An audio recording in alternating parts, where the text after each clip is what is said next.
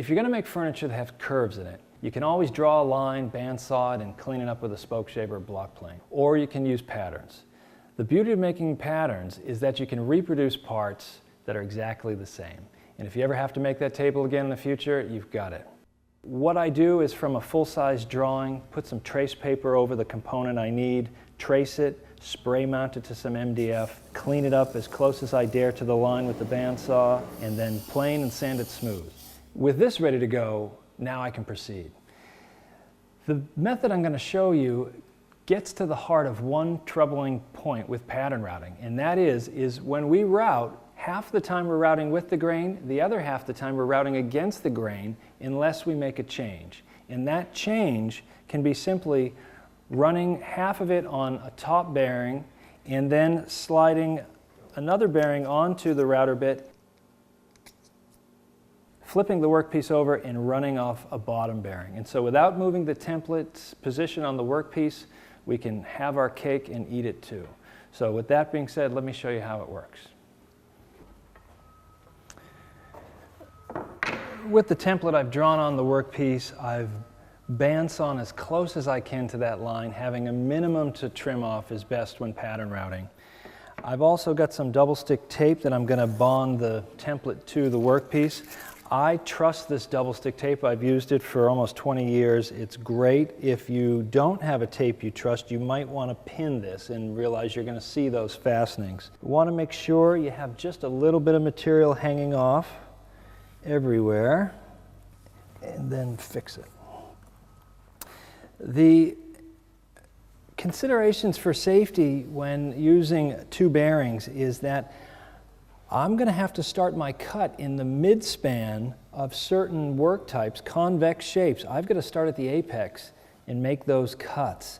I want to, when I engage those points, have a minimum of material. I want to be just fluidly moving as I touch the bearing, and ideally if you can start off a starting pin, that's safest. The other consideration is to not have the end grain of the workpiece right at the end of the template, if you can help it. When you go to pattern route end grain, it wants to grab it and slap it away. So if you can have a little lead in, that's best. That being said, let's set the height of the cutter.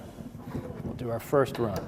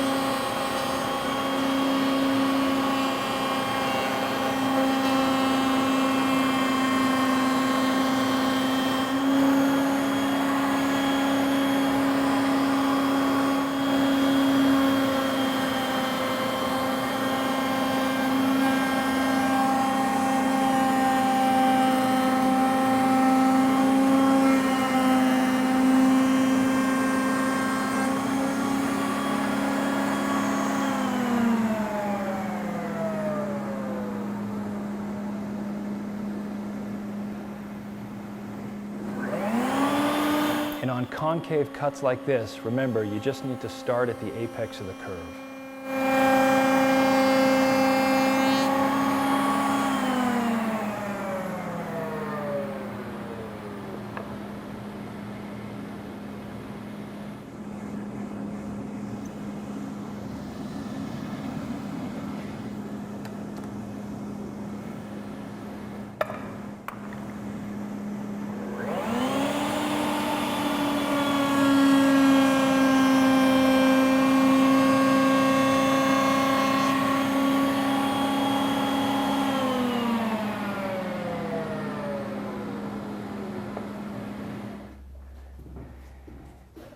Sometimes it takes a little bit to wrap your mind around which way the grain's going in relationship to the template, but once you've got that sorted out and you're cutting downhill each time, you'll find it's really worth the effort.